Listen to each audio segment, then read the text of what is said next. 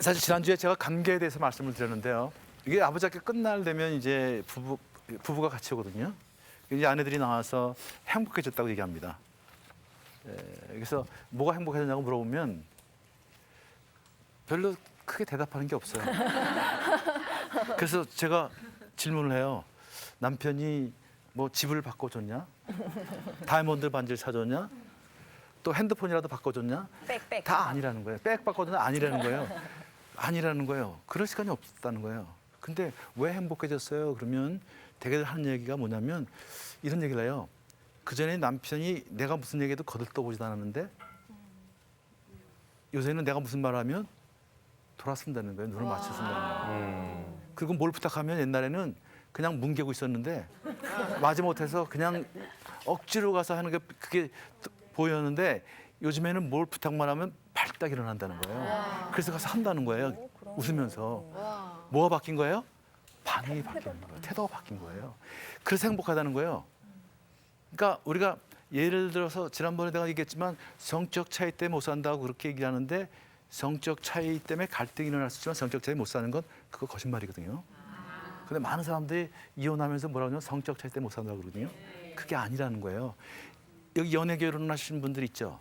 여러분 연애할 때 성적 차이가 무슨 문제가 생겼나요? 그렇으면 여러분 결혼 못했죠? 예. 연애할 때는 왜 행복했냐면 접근과 반응을 기가 막히게 했거든요. 오빠 나 아프다 그러면 어디가 아픈데 자기 배는 똥배 내 손이 약선 그렇게 반응해줬거든요. 그렇게 반응해줬거든요. 오빠 나 배 아프다 그러면 다리 아파 그러면 업어줬거든요. 근데 결혼하고 나니까 뭐라 그래요? 안 하거든요. 병원에 가봐 그래요. 화장실 가봐 막 그래요. 근데 이런 식으로 사실은 반응이 되니까 사실은 아, 저 사람이 나하고 성격이 안 맞는구나 하고 생각을 하고 있는 거예요. 그러나 그게 아니라 사실은 우리가 연애할 때 그 사랑하는 그 순수한 마음 가지고 사실은 그렇게 접근해주고 그렇게 반응해주면 우리는 행복해지는 거예요. 그러면 돈이 없어도 두 사람이 하나가 돼서 돈 문제를 해결해 나갈 수가 있는 거예요. 그런데 그게 안 되면 돈 문제 갖고 싸우는 거예요. 그게 안 되면 자녀 양육 갖고 싸우는 거예요. 근데 그게 둘 잘 되어 정서로 딱 이렇게 결합이 돼 있으면 자녀 문제가 일어나도 어떻게 해요? 둘이 같이 해결해 나가는 거예요. 어떤 문제도 해결해 나갈 수 있는 힘이 생긴다는 거죠. 그래서 관계가 그렇게 중요하다는 거죠. 그런데 이제 그 관계의 뿌리가 누구라고 그랬어요? 아버지라는 거예요. 그래서 우리가 인생을 사는데 두 번의 인생을 살아요, 사실은요. 한 번은 남자 같은 경우에는 아들로 살고 한 번은 아버지로 사는 거예요. 그런데 아들로서 아버지의 관계가 회복이 돼야만 내가 아버지가 됐을 때 자녀들과 관계가 새로워질 수 있다는 거예요. 또 부부 관계가 새로워질 수 있다는 거예요. 또 내가 사회와의 관계가 새로워질 수 있다는 거예요. 더 놀라운 사실은 하나님과의 관계도 새로워질 수 있다는 거예요. 영적으로 영향을 주는 거예요. 정서로 영향을 주는 거예요. 이 아버지의 관계가요. 그러니까 제가 이제 아버지 학교에서 가장 가슴 아팠던 얘기가 뭐냐면 40대, 50대 아버지 나와서 나는 아버지한테 사랑한다는 얘기를 들어본 적이 없습니다. 커서요. 얼마나 때는 들었는데 다 기억이 안 나는 거예요.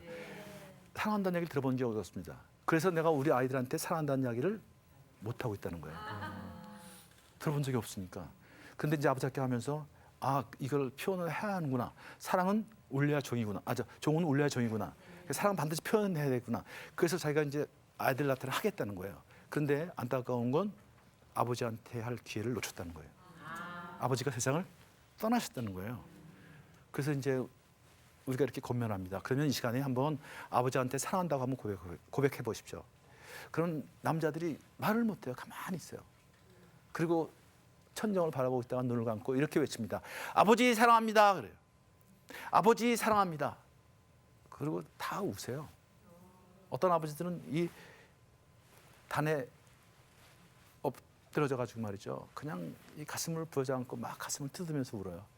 이게 사실은 이 아버지에 대한 그런 애틋한 마음이 있어요. 접근하고 싶었는데 접근하지 못했던. 그분을 한테 사랑받고 싶었는데 사랑하지 못했던 그런 안타까움들이 있는 거예요. 왜 이런 표현들을 안 하는지 모르겠어요. 그래서 제가 우리가 첫날 꼭 그런 얘기를 하거든요. 아버지한테 사랑한다고 다가가십시오. 아버지 저를 낳아주셔서 고맙습니다 하고 먼저 접근하십시오. 여러분 먼저 그렇게 접근하십시오. 그러면 이 아버지들이요 굉장히 엉뚱한 반응할 거예요. 제가 한번 어느 기업체에 가서 강의를 했더니 이제 쉬는 시간에 한 여직원이 부산에 있는 아빠한테 전화를 했어요. 아버지가 나오자마자 바쁘니까 쉬는 시간이니까 아빠 사랑해요 그랬어요. 그랬더니 아빠가 응 그러더니 전화가 뚝 끊어지더래요. 그래서 왜 전화가 끊어졌나 그래서 다시 하려고 뭐 이렇게 망설이고 있는데 전화가 딱 왔는데 아빠 번호가 찍힌 거예요. 그래서 아빠예요 그랬더니 엄마다 그러더래요. 그래서 엄마 지금 아빠하고 통화 중이었는데 아빠 어디 갔어요? 그랬더니 엄마가 야, 네 아빠 지금 너하고 전화 끊더니 얼굴이 벌개져가지고 왔다 갔다 하더니 나한테 와가지고 네가 아무래도 어디 아픈 모양이니까 빨리 전화해보라고 했어. 내가 전화하는데 너 어디 아프냐 그러더래요. 그래서 사실을 쭉 얘기했더니 엄마가 막 웃으면서 야, 니네 아버지 그런 사람인지 몰랐냐. 우리 아버지들 그러잖아요. 누가 전화 아들, 딸이 전화 오면 놀래가지고 엄마 바꿔줄게 그러고 뭐 통화를 길게 못 하시고. 제일 못 하시고요. 또 뭐라 그러냐면 너 어디 아프냐? 너 돈 필요하냐? 또 남자들이 아빠 사랑하는 거면 사나 자신 그런 소리 하는 거 아니야. 왜냐하면 그런 것들을 해본 적이 없거든요. 받아본 적이 없거든요. 이게 이제 우리가 이렇게 접근해 가야 합니다. 아버지의 관계. 누군가가 먼저 화해 손을 내밀어야 되는 거예요. 이 하나님의 사랑을 경험한 사람들이 먼저 손을 내미는 거예요. 저는 아버지께서 아버지 여러분 당신들이 먼저 화해 손을 내미셔야 합니다. 손을 먼저 내미십시오. 화해 손을 내미십시오. 자녀들한테 손을 내미십시오. 그래야 우리 아이들이 내가 회복이 되는 거예요. 우리 아버지도 회복이 되고요. 그래야 새로운 관계예요. 그래야 또 부부관계가 세워질 수 있어요. 이것이 역동이 되면요. 부부관계도 굉장히 어려워요. 이게 아버지하고 관계가 깨져 있는 사람들은요. 부부관계도 그게 역동이 돼가지고 그게 투사가 돼가지고 굉장히 힘듭니다. 부부관계, 또 대사회관계도 하나님 관계도요. 무서운 하나님 아주 그 멀리 있는 하나님을 만나면 이 사랑의 하나님 아버지가 마음에 와 닿질 않는 거예요. 그러니까 늘 무서운 하나님, 벌로 주신 하나님. 그러니까 그분들은 어떻게 해요? 율법적인 신앙을 갖게 되는 거예요. 그냥 인정받고 싶어서, 사랑받고 싶어서 그냥 애를 쓰죠. 저는 한국 교회 이제 이게 뭐 개인적인 생각입니다만은 그냥 이 주여 삼창을 참 많이 하지 않습니까? 주여 삼창 하는 게 참 좋은데요. 급하면 사실 주여 삼창 해야죠. 근데 제 아내를 가만 보니까 그냥 주여 삼창을 잘하더라고요. 시도 때도 없이. 그래서 제가 여보 그렇게 힘들어? 그랬더니 제 아내가 뭐냐면 그러는 거예요. 주여 삼창을 해야 멀리 있는 하나님이 가까이 올 것 같대요. 그렇게 외쳐야 하나님이 내 기도를 한 번은 들어줄 것 같대요. 왜 그랬을까요? 아버지의 관계가 깨진 사람이거든요. 멀리 있는 아버지, 부재형의 아버지. 그러니까 늘 하나님 아버지도 그렇게 이미지가 다가오는 거예요. 그러니까 그렇게 애쓰는 거예요. 그래서 제가 그런 말을 했어요. 당신이 믿고 있는 하나님하고 내가 믿고 있는 하나님하고 좀 다른 것 같다. 정말 가슴 아픈 얘기죠. 제가 그랬어요. 하나님 아버지는 우리가 임마누엘 하나님인데 우리 곁에 계신 분인데 아버지가 나한테 필요하면 예를 들어서 10,000원이 필요하면 여러분 아버지한테 뭐라 그래요? 아버지 그냥 10,000원만 주세요. 그러면 되는 거 아니에요? 근데 가서 쫓아가서 아버지 난 10,000원만 주세요. 처음에는 아버지가 급한 모양이다 주는데 또 그 다음에 와서 또 아버지 5,000원만 주세요. 그러면 아버지가 뭐라 그랬어요? 야 이 자식아 내가 지금 기가 먹었냐? 넌 나하고 그런 사이냐? 그러실 거 아니에요, 그렇죠? 그냥 편안하게 아버지 내가 좀 필요한데 이거 좀 해주시면 안 돼요? 이거 좀 도와주세요라고 얘기하면 되잖아요. 근데 급할 때는 어떻게 해요? 아버지 그러는 거예요. 그럼 아버지가 왜 그러냐? 무슨 일 있냐? 뭐야? 그런 거 아니에요? 신앙도 그런 거 아니에요? 사실은요? 근데 아버지가 관계가 깨진 사람들의 특징이 이렇다는 거예요. 참 어려워요. 분노가 많고요. 정서적으로 미정숙해 그냥 감정 컨트롤 안 되고요. 아주 소심해지고요. 책임감이 없고요. 동기부여를 받지 못하고 그런 많은 그런 어려운 일들이 벌어지는 거예요. 그래서 아버지의 관계를 먼저 회복하는 것이 상당히 중요합니다. 뭐 크게 보면 부모님과 관계를 회복하는 거지만 아버지한테 먼저 화해손을 내미는 거예요. 그 두 번째는 용서하고 또 용서를 구하는 거예요. 우리가 잘못한 건 용서를 구하는 거예요. 잘못한 거 있으면 용서를 우리가 구하고요. 또 용서를 해주는 거예요. 사실은 그렇지 않습니까? 우리 인간은 세 시대 속에 살아요. 과거, 현재, 미래라는 시대 속에. 인간은 미래지향적인 존재입니다. 보다난 미래를 꿈꾸기 위해서 사는 존재. 근데 미래를 바꾸려면 뭘 바꿔야 돼요? 현재를 바꿔야죠. 현재를 바꿔야죠. 근데 우리 삶의 태도를 바꿔야 되는 거예요. 근데 현재는 누가 만들어냈어요? 과거가 만들어낸 거예요. 현재는 과거의 산물이에요. 그렇다면 3단 논법에 의하면 미래를 바꾸려면 결국적으로 뭘 바꿔야 되는 거예요? 과거를 바꿔야 된다는 거예요. 근데 과거를 바꿀 수 있는 사람이 있어요? 과거를 못 바꾼 거예요. 그래서 인간들은 과거를 바꾸려고 애를 씁니다. 그래서 영화 요즘에 나오는 얘기 뭐예요? 다 과거의 사건으로 돌아가서 과거의 사건을 다시 조작을 해서 다시 만들어내요. 타임머신이나 이런 거 다 그런 뭐 던젤 워싱턴 나오는 영화 이런 거 다 이런 이야기입니다. 과거로 돌아가서 과거의 사건을 다시 꾸미는 거예요. 그래서 미래를 바꾸는 거예요. 근데 이건 영화예요. 현실은 임파서블해요. 그런데요, 과거를 바꿔야 되는데 과거를 바꿀 수가 없어요. 그래서 우리가 사실은 인생이 어려운 거예요. 그런데 복음은 뭐예요? 기쁜 소식이라는 건 뭐예요? 과거를 바꿀 수 있다는 거예요. 이게 참 놀라운 이야기입니다. 과거는 역사입니다. 역사는 뭐라고 정의를 내리냐면 두 가지로 정의를 내리거든요. 일어난 사건에 대한 해석. 그런데 우리 삶의 의미를 다가오는 건 뭐예요? 사건 자체입니까? 사건에 대한 해석입니까? 해석이죠. 그러니까 어떻게 해석하냐? 과거를 재해석하면 되는 거예요. 과거를 세상 사람들은 세상의 관점으로 해석하는 거예요. 우리 크리스천들은 어떻게 해석해요? 하나님의 관점으로, 주님의 관점으로 사건을 재해석하는 거예요. 우리가 사고를 당했을 때 세상 사람들은 뭐라고 그래요? 재수 없다. 또 우리가 병들면 팔자가 사납다. 우리는 이렇게 해석을 해요. 그러면 팔자가 사나운 거예요. 그럼 내가 재수가 없는 거예요. 그러나 하나님의 관점으로 뭐라고 해요? 하나님께서 그 사건을 허락하실 때는 어떤 의미가 있을 것이다. 그래서 삶의 모습을 돌이켜보는 거예요. 어떻게 살았까를 생각해보는 거예요. 이게 의미를 부여하는 거예요. 그래서 의미를 부여할 때 우리는 그 과거의 사건으로부터 자유해지는 거예요. 자유란 말이 여기서 다시 나와요. 용서라는 건 뭐냐면 사실은 자유한 거예요. 그 사건부터 그 사건에 대한 감정으로부터 내가 자유함을 얻는 게 용서입니다, 사실은. 근데 많은 사람들이 현재 살면서 과거와 싸워요. 과거라는 감옥에 갇혀 살아요. 끓는 거예요. 그러니까 미래를 나가지 못하는 거예요. 과거에 영향을 받아서 그냥 미래가 현재를 만들고 그 현재가 또 미래를 만들어 가는 거예요. 그러니까 용서라는 것은 이래서 중요한 거예요. 그래서 예수님이 용서를 얘기한 거예요. 많은 그런 관계에서는 어려움이 있기 때문에 그때 용서를 하라는 거예요.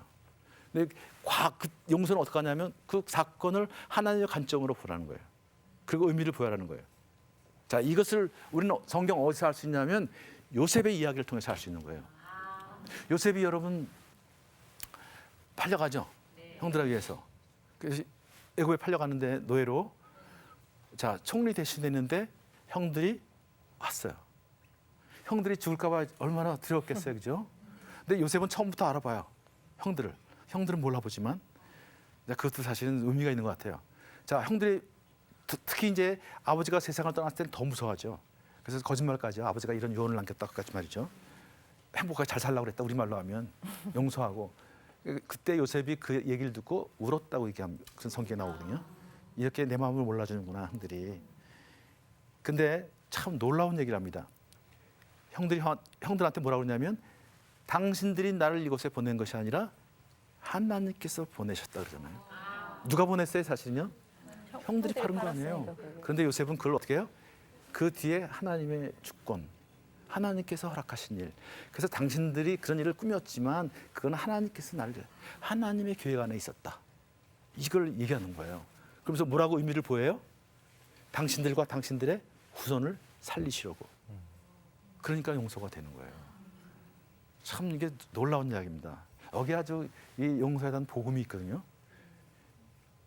참 이게 요셉이라는 분이 이런 분이었어요. 근데 우리가 상처를 얘기할 때 다 상처가 있죠. 우리 상처를 다 부정적으로만 얘기하거든요. 그죠? 상처는 역기능만 있다고 그러죠. 상처 때문에 뭐 일을 어긋내고 뭐 다 그런 얘기만 하거든요. 근데 상처는 역기능만 있는 것이 아니라 상처는 어떻게 보면 순기능일 때도 있어요. 자, 요셉이 어떻게 살았을까요? 그 노예로 팔려가서 하나님이 도우셨죠. 하나님이 함께 하셨대요. 근데 요셉이 뭐 할 줄 아는 게 있었어요? 없었어요? 늘 채색 옷 입고 파파보이거든요. 형들이 뭐 하는지 아버지한테 가서 이렇게 고자지라고 말이죠. 이 파파보이의 마마보이가 아니라. 그러니까 무슨 삽질을 한번 해봤겠어요? 뭐 해봤겠어요? 양을 쳐봤겠어요? 아무것도 한 일이 없어요. 늘 채색 옷 입고 다녔죠. 그런데 노예로 팔려가는데 그렇게 대접했을까요? 말도 안 통하는데 얼마나 두들겨 맞고 얼마나 힘들었을까요? 죽을 고생을 했을 거예요. 근데 어떻게 살았을까요? 하나님이 안 맞게 했을까요? 우리가 생각하는 것처럼 뭐 바위 틈에 숨겨주고 뭐 덮어놓고 하나님이 대신 맞아주셨을까요? 안 아프게 했을까요? 아니에요. 아플 거 다 아팠어요. 죽을 고비를 넘겼어요. 굶기도 아마 수없이 굶었을 거예요. 울기도 수없이 울었을 거예요.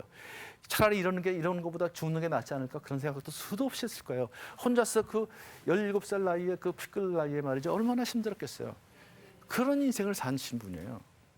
그런데 그를 살아남게 한 건 뭐예요? 사실 상처였어요. 그 분노였을지도 몰라요. 내가 이 꿈이 맞는다는 것을 내 꿈이 맞는다는 것을 내가 보여주고 말겠다. 형들에 대한 분노가 있을 거 아니에요. 어떻게 형들이 나를 이렇게 할 수가 있냐. 형들에 대한 분노가 있었을 거예요. 똑같은 우리하고 심성을 가진 인간인데 무슨 그분이 성인이에요? 그분이 예수님이에요? 그 분노가 있었을 거라고요. 내가 좀 심한 말로 하면 내가 이 원수를 갖고 말겠다. 왜 중국 무협 영화 보면 왜 그 아들들이 혼자 살아가지고 이 원수를 갖고 말겠다. 그리고 또 무술이 단일이 되잖아요. 예, 그런 식으로 말이죠. 이게 인간의 사실은 그게 그거든요. 근데 중국 무협설과 다른 게 뭐냐면 요셉은 누가 함께 하셨어요? 하나님이 함께 하셨다는 거예요. 그러니까 하나님 앞으로 가는 거예요. 그 어려울 때 이런 분노가 끌어올 때 하나님 앞에 가는 거예요. 그러나 그 분노를 통해서 이 사람은 그 어려운 상황에서 살아남는 거예요. 그게 원동력이 되는 거예요. 동력이 부여가 되는 거예요. 그게 살아남는 거예요. 그러면서 이제 결혼해서 아버지가 되는 거예요. 그런데 그 풍년이 오고 흉년이 오는 거예요. 그러면서 딱 어떤 생각이 들어요? 혹시 내가 한 꿈 이게 이루어지는 것이 아닌가? 그런 생각이 들지 않았을까요? 왜 풍년이 오고 왜 흉년이 올까? 형들이 오지 않을까? 그러니까 형들이 오니까 어떻게 해요? 순간 금방 딱 알아봐요. 그러면서 이제 신앙 안에서 그렇게 고백하는 거예요. 당신들이 아니라 하나님께서 나를 이것을 보내셨다. 당신들과 당신의 후손을 살리시러. 그리고 용서하는 거예요. 근데 용서하는데 또 재미있는 게 하나 또 있어요. 거기에 곡식을 주는 것뿐만 아니라 곡식에 그 푸대자루에다 뭘 집어넣죠? 돈도 집어넣고 무슨 그릇도 집어넣고. 왜 그랬을까요? 제가 뭐 묵상하다가 왜 그랬을까? 예, 용서는 되는데 신뢰가 안 되는 거예요. 여러분 사람 용서할 수 있죠? 여보 용서해. 그럼 여러분 용서하죠. 근데 남편이 믿어져요? 안 믿어져요? 그럼 남편도 성질을 내요. 왜 사람을 용서했다면서 사람 못 믿는 거야 이거? 용서는 됐는데 신뢰는 안 되는 거예요. 용서해서 신뢰가 돼야 화해가 일어나는 거거든요. 그러니까 사실은 이 사람이 형들이 내가 용서했는데 형들이 정말 변했을까? 내가 이 사람들을 정말 신뢰할 수 있는 사람들일까? 한번 그 테스트 해보고 싶었던 것 같아요. 제가 보니까. 근데 형들이 그거를 통과하는 거예요. 그러니까 화해가 완전히 일어나는 거예요. 그 새로운 미래를 향해서 나가는 거예요. 거기에 이스라엘 민족이 거기서 이루어지는 거예요. 근데 요셉이라는 인물이 놀라운 인물이요. 요셉의 가문 아브라함의 하나님, 이삭의 하나님, 야곱의 하나님이라고 하잖아요. 근데 그 하나님이 그 믿음의 명문 가문인데요. 이 아브라함의 가문에는 엄청난 상처가 있어요. 예, 거짓이 흐르고 있어요. 아브라함도 사라를 누이 동생이라고 속였어요. 그렇죠? 이삭은 또 르브가를 누이 동생이라고 속였고요. 또 그 야곱은 거짓말의 대명사예요. 그죠? 이게 거짓이 있었어요.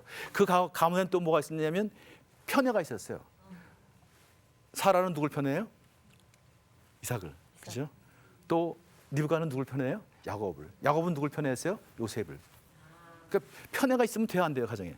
안 되는 거예요. 편애가 있어요. 또 누군가 한 사람 그 가정에서는 누군가 한 사람이 도망을 가요.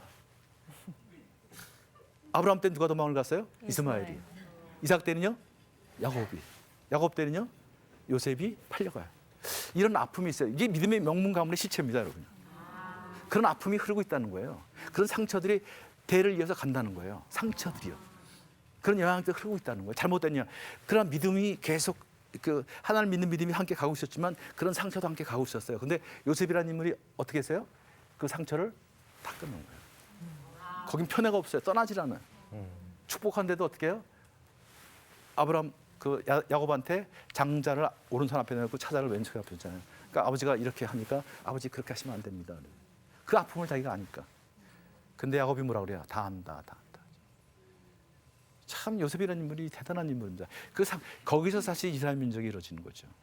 그러니까 요셉을 우리가 구약의 예수님의 예표라고 하는 이유가 바로 여기 있어요. 그러니까 우리도 다 사실은 요셉처럼 새로운 인생을 살 수 있다는 거예요. 새로운 가문을 만들 수 있다는 거예요. 상처를 대물림할 필요가 없어요. 그래서 마지막으로 여러분들이 우리가 사는데 한때 그 리더십 얘기할 때 혼창통의 리더십을 얘기했거든요. 혼, 그런 스피릿을 가지라는 거예요. 내가 어떤 아버지 밑에 태어났는지, 어떤 가정에서 태어났는지 그 중요한 거 아니에요. 내가 어떤 아버지가 될 것인가, 어떤 가정을 만들 것인가, 그것이 더 중요하다는 거예요. 내가 어떻게 살았는지 그것 중요하잖아. 이제 앞으로 어떻게 살 것인가. 그게 스피릿이에요. 우리 세상 사람들은 스펙을 추구하는데 스펙이 세상을 이끌어가는 거 아닙니다. 스토리가 이끌어가는 거예요. 성경의 인물들은 다 스토리가 있는 사람들이에요. 그 스피릿을 가지고, 혼을 가지고 내 가정을 최고의 가정을 만들겠다. 그래서 여러분이 가훈 같은 것도 정하시고요. 두 번째 창의적으로 반응하라는 거예요. 누구처럼요? 예수님처럼요. 예수님은 신앙에 있어서는 아주 보수적인 분이었습니다. 그러나 세상과의 관계에서는 어떻게 했어요? 아주 창의적이신 분. 그래서 창녀들과도 어울리고 세리들과 어울리는 거예요. 창의적으로 반응하자는 거죠. 세 번째는 소통, 하나님과 소통하고 이웃과 소통하는 거죠. 가족과 소통, 이웃과 소통하십시오. 혼자서는 못 삽니다. 함께 더불어 사는 사회입니다. 소통의 반대는 뭐예요? 불통. 네, 불통. 불통보다 더 나쁜 건 뭐예요? 꼴통. 이 한국 사회는 꼴통의 사회라고 제가 이름을 붙였어요. 다 나만 옳다는 거예요, 나만. 그러니까 내 눈높이한테 접근하라는 거예요. 다 그게 꼴통의 사회예요. 그런데 소통은 뭐예요? 상대방의 눈높이에 맞춰서 내가 접근해주고 반응해주는 거예요. 그 모델을 보여주신 분이 누구예요? 그분이 예수님이십니다. 소통의 모델. 그래서 가장 낮은 곳으로 오셨어요. 그래서 모든 사람들 하나님과 소통하면서 이웃과 소통하셨던 분. 그 소통, 그 관계 회복이 바로 구원을 이루는 길입니다. 예수님한테 접근하실 때 우리가 반응을 보이면 관계가 형성되는 거예요. 그게 구원입니다. 그게 소통입니다. 소통을 위해서 이 땅에 오신 분, 관계 회복을 위해서 이 땅에 오신 분. 그래서 여러분 관계가 깨졌을 때 항상 먼저 화해의 손을 내미십시오. 아버지가 먼저 내미는 거 저는 좋습니다. 그러나 사랑을 경험한 사람, 은혜를 경험한 사람이 먼저 화해의 손을 내미십시오. 그 성신의 사건이 바로 우리 가정을 회복시키는 거예요. 내 인생을 회복시키는 거예요. 새로운 가문으로 나갈 수 있다는 거죠. 여러분한테 그런 축복이 있기를 바랍니다. 감사합니다. 네.